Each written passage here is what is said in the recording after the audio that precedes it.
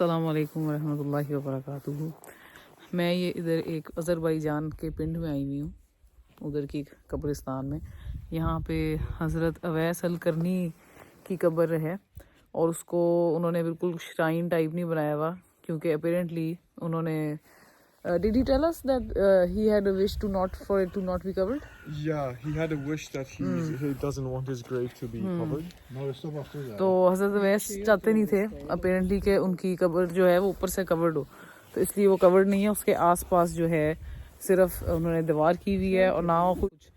और जो यहाँ का बंदा है उसने हमें काफ़ी स्टोरीज़ वगैरह बताई हैं कि मतलब अगर कोई कवर करता भी है तो वो कोई हवा आ जाती है, कुछ आता है, वो जो है वो उड़ के चली जाती है। तो वेरी इंटरेस्टिंग। अगर कोई सहाबा को विज़िट करना चाहता है इनके ग्रेव पे आए।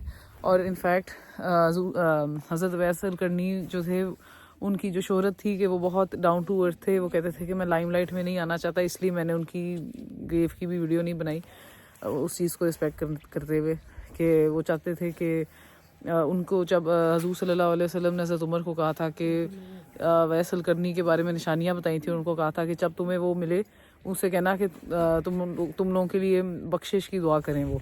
तो जब हज़रत उमर को फाइनली वो मिले 10 साल बाद हज पे, हर साल हज पे हज़रत उमर पूछते थे यमनी लोगों से, क्योंकि वो यमन से थे, कि क्या इधर कोई अवैस है जो करन से है, अवैस है जो करन से है।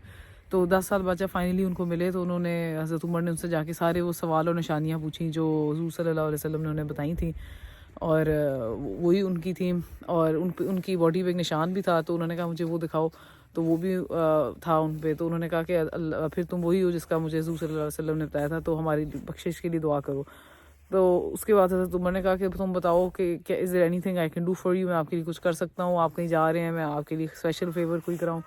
उन्होंने कहा मेरे लिए बस एक फेवर जो आप कर सकते हैं वो ये है कि आप लोगों को बताएं ना इस चीज़ के बारे में जो आप मुझे बता रहे हैं कि नबी ने कहा था, वरना फिर लोग, क्योंकि मैं इधर हज करने आया हूँ इस तरह करके। तो लेकिन ऑब्वियसली लोग उनको जान गए थे, फिर भी उनके पास आके कहते थे हमारे लिए दुआ करें। तो फिर ये इस तरह है कि फिर वो जल्दी से वहाँ से हज के बाद फ़ौरन चले गए कि कोई लोग उनको ज़्यादा इंपॉर्टेंस ना दें।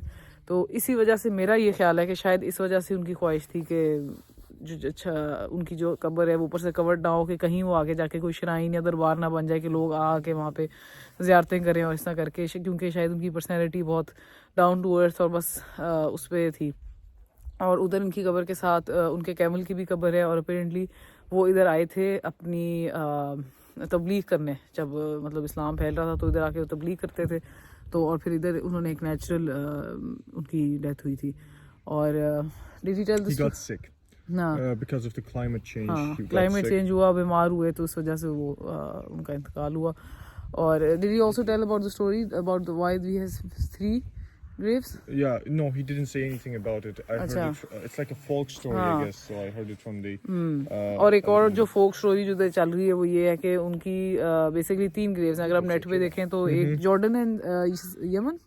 Well, according to this guy, there's only 2. One is in Yemen and one is in. अच्छा, so apparently there was some argument जब उनकी वफात हुई थी। कोई कहता था हमने उनकी रखनी है, कोई कहता था हमने रखनी है, तो उनकी बड़ी लड़ाई हुई। और फिर अगले दिन जो है उन्होंने कहा हम कल डिसाइड करते हैं। तो अगले दिन जब उन्होंने देखा तो उन्होंने देखा कि 2 जो है ना 2 वो हैं कास्केट्स जिसके अंदर बॉडी उन्होंने रखी हुई थी। तो उन्होंने एज ए साइन लिया, उन्होंने कहा अच्छा चलो एक तुम रख लो एक हम रख लें। अब क्या इसमें कितनी सच्चाई है, क्या है क्या नहीं, वो अल्लाह बेहतर जानता है, लेकिन ये कहानी है क्योंकि उनकी एक यमन में भी कहते हैं और जॉर्डन में भी कहते हैं, तो अल्लाह बेहतर जानता है। लेकिन हाँ, तो मैंने कहा ये मैं शेयर कर लूँ, अगर कोई भी पाकिस्तानी या कोई भी अज़रबैजान आया हुआ है तो ज़रूर यहाँ पे इंशाल्लाह आके हाज़िरी दें। और दूसरा ये कि यहाँ की जो सड़क है पहुँचने की काफ़ी ज़रा गांव आउटस्कर्ट्स में है, तो जैसे कि आप देख सकते हैं। तो जो सड़क जो है इधर की, वो कहते हैं कि सिर्फ पाकिस्तानियों की वजह से उन्होंने बड़ी बनाई है, क्योंकि पाकिस्तानी यहाँ पे बहुत ज़्यादा आते हैं, वरना दूसरे मतलब इतने नहीं आते थे। पाकिस्तानियों की वजह से जगह को उन्होंने ज़्यादा किया। ओके जी, शुक्रिया।